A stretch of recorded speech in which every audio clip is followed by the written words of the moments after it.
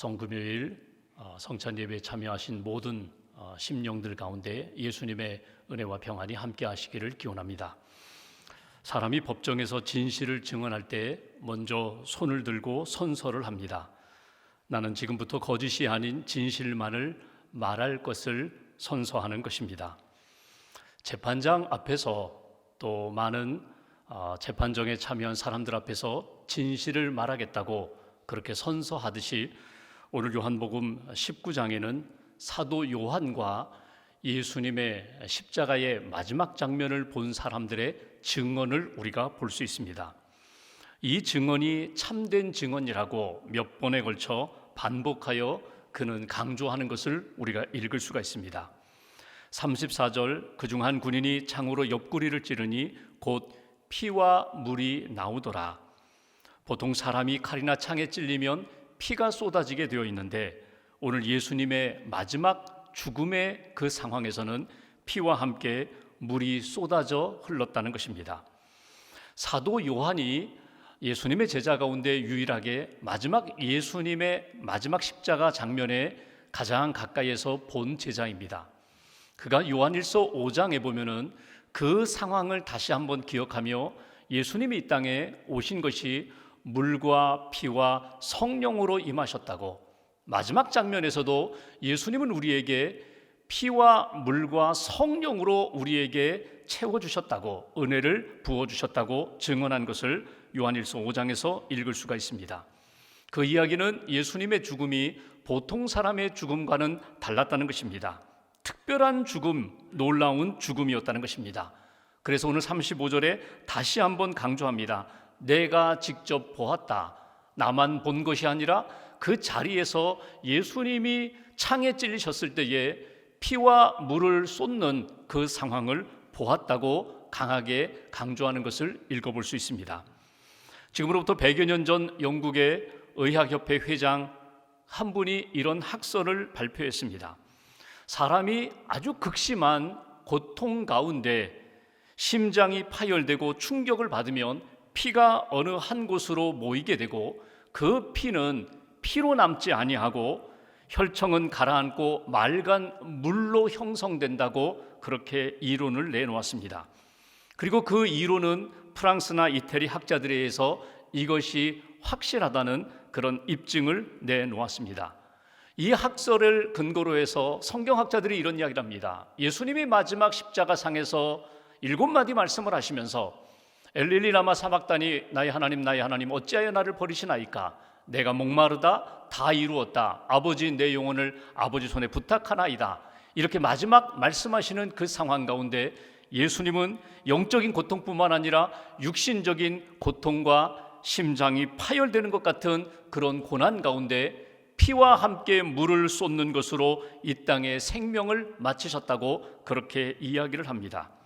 오늘 우리가 성만찬에 참여하면서 요한복음 19장에서 우리에게 주시는 메시지, 오늘 예수님이 피와 물을 쏟으셨다, 피와 물이 나왔다라는 이 말씀 속에서 피를 상징하는 것이 무엇이고 물이 상징하는 것이 무엇인가? 오늘 우리가 성찬에 참여하면서 예수님의 몸을 먹고 마시면서, 떡을 먹으면서 예수님의 피를 상징하는 포도주를 먹고 마시면서 오늘 예수님이 마지막 우리에게 부어주셨던 피와 물의 상징적인 의미가 무엇인지를 가슴에 품고 성찬에 참여하고자 합니다. 먼저 피는 무엇일까? 구약에서 피는 생명을 의미한다고 말씀합니다. 하나님께서 우리를 위하여 이루신 하나님의 일, 십자가 구원 사건을 가장 대표하는 것이 보혈이라는 것입니다. 구약 레위기 17장 11절에 이렇게 말씀합니다. 육체의 생명은 피에 있음이라. 내가 이 피를 너희에게 주어 너희의 생명을 위하여 속하게 하였나니 생명이 피에 있으므로 피가 죄를 속하느니라. 속죄한다는 것입니다.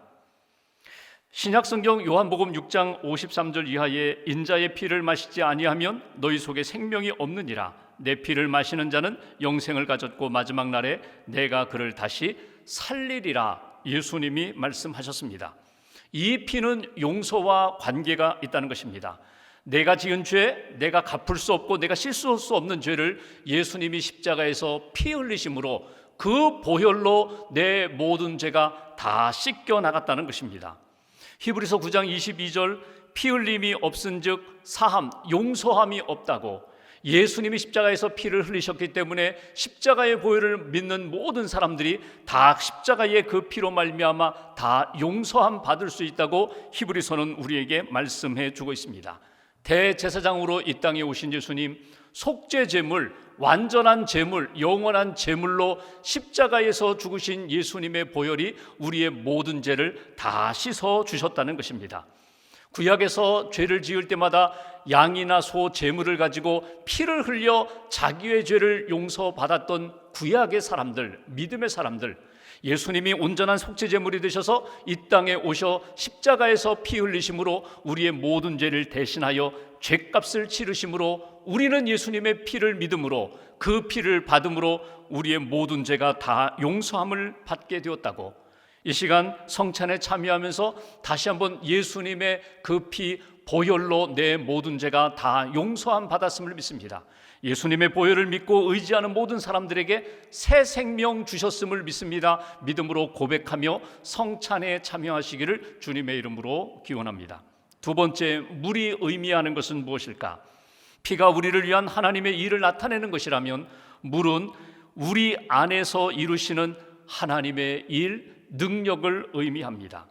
요한복음 4장 14절에 예수님이 사마리아 여인에게 나의 주는 물은 그 속에서 영생하도록 솟아나는 샘물이 되리라고, 이 물을 마시는 자는 영원히 목마르지 아니하리라고, 예수님의 십자가의 보혈로 용서함 받고 구원받은 사람이 다시금 예수님이 우리에게 주시는 그 생명의 물을 먹고 마시면서 우리가 능력을 얻고 변화되고 하나님이 기뻐하시는 믿음의 삶을 살게 되리라고, 이 물은 성령을 의미합니다. 하나님의 영 성령이 우리 안에 오셔서 이미 구원받은 우리들, 용서함 받고 죄사함 받은 우리들에게 하나님의 거룩한 백성으로 살도록 우리에게 능력으로 역사하심을 상징한다는 것입니다. 성령님이 우리 안에 오셔서 내주하시면서 내 마음속에 하나님 영광 가리는 것이 있다면 다 지울 수 있도록, 버릴 수 있도록, 회개할 수 있도록 성령님이 우리 안에서 도와주십니다. 성령님이 구원받은 사람들이 하나님의 뜻을 분별할 뿐만 아니라 그 뜻 가운데 믿음으로 순복할 수 있도록, 순종할 수 있도록 우리에게 능력으로 역사하신다는 것입니다. 예수 그리스도의 피 보혈을 믿음으로 받아들일 뿐만 아니라 그 주님이 흘리신 물을 통하여 우리에게 약속하신 성령을 부어주심으로 인하여 오늘 성찬에 참여하며 예수님의 십자가의 보혈로 용서함 받았음을 믿음으로 고백하고, 동시에 성령을 우리에게 주셔서 성만찬에 참여한 우리 모두가 다 성령의 감동하심 가운데 하나님 앞에 거룩한 백성으로 믿음으로 순종하는 하나님의 자녀로 설 수 있도록 붙들어 달라고 기도하며 믿음으로 성찬에 참여해야 합니다. 어떤 이들은 예수님의 피는 믿는데 예수님의 물은 가볍게 여기는 사람이 있습니다. 구원받았으면 됐지, 하나님의 백성이 되었으면 됐지, 천국 가면 됐지, 더 이상 무엇이 필요하느냐고. 그런데 성령이 우리에게 임함으로 성령이 우리로 하여금 구원의 확신을 가지고 믿음의 사람답게 주님 부르시는 날까지 믿음의 길을 걸어갈 수 있도록 도우신다는 것입니다.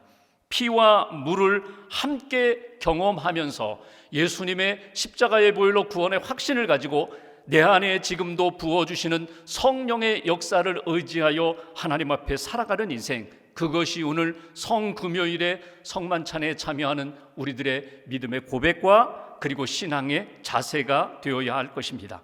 인류의 역사는 두 무리에 의해서 계속해서 엎치락뒤치락하는 역사처럼 보입니다. 어떤 사람은 예수님의 피와 물을 믿고 고난 가운데 핍박 가운데 다 쓰러져가고 죽은 것 같지만 다시금 예수 그리스도의 생명력으로 일어나는 사람이 있는가 하면, 예수님의 보혈 무시하고 성령의 역사를 무시하고 자기가 주인 되어서 살다가 결국은 마지막에 생명 없이 끝나는 사람들이 이 땅에 너무나도 많다는 것입니다. 백부장, 예수님 십자가의 처형 장면 마지막 본 그가 누가복음 23장 47절에 고백한 것처럼 이 사람은 정녕 의인이었도다, 이 사람은 정녕 하나님의 아들이었도다, 이 사람의 기도, 예수의 십자가상에서의 기도와 마지막 말과 물과 피를 쏟는 그 장면을 보면서 이 사람이 진정 의인이요 하나님의 아들이었다고 고백한 백부장이 있는가 하면, 끝까지 예수님의 피와 물을 믿지도 않고 받아들이지도 않았던 빌라도 같은 그런 인생도 우리 주변에 많이 있다는 것입니다. 제가 초기 목회에 나가서 이 성찬 포도주를 직접 만든 경험이 있습니다. 깨끗하게 포도를 사서 깨끗하게 씻어가지고, 그리고 포도 설탕을 넣어서 포도주를 담갔습니다. 그리고 송구 영신 예배 때 사용하려고 보니까 이게 발효가 너무 잘 돼가지고 알코올 도수가 너무 높아요. 그대로 마실 수가 없어요. 그래서 거기에다가 깨끗한 물을 타서 희석을 시킵니다. 그러면서 자료를 찾아보았어요. 내가 이 목회 초년병이 이렇게 물을 타는 것이 맞겠는가? 초대교회 자료를 보면은 초대교회 성도들이 성만찬 예식을 할 때에 물을 탔다는 기록이 있습니다. 그대로 이대로 포도주를, 도수가 높은 포도주를 마시고 혹이라도 취하고 실수할까 봐 희석시켜서 누구나 다, 어린 아이들까지도 예수 그리스도를 나의 구주로 고백하는 사람은 예수님의 피를 먹고 마시면서, 포도주를 먹고 마시면서, 떡을 먹고 마시면서 이 떡으로 예수 그리스도의 몸을 먹으면서 구원의 확신을 갖고 하나님이 주시는 은혜와 생명의 역사를 경험했다는 기록. 오늘 우리가 성만찬에 참여하면서 다시금 예수님의 몸을 먹습니다. 예수님의 피를 마십니다. 그리고 그 안에서 역사하시는 성령님의 은혜를 받게 됩니다. 성령님을 통하여 우리 마음 가운데 죄에 대해서는 단호하게 회개하라고, 버리라고, 단절하라고 하시는 주님의 감동, 그리고 믿음의 길을 끝까지 잘 경주하라고, 성령의 사람으로 하나님의 뜻을 이루라고 말씀하시는 그 은혜 가운데 성만찬에 참여하시고, 예수 그리스도께서 이 땅에서 우리를 위하여 흘리신 그 보혈의 은총, 구원의 역사를 다시 한번 경험하는 저와 여러분들 되시기를 주님의 이름으로 기원합니다. 조용히 기도드리겠습니다.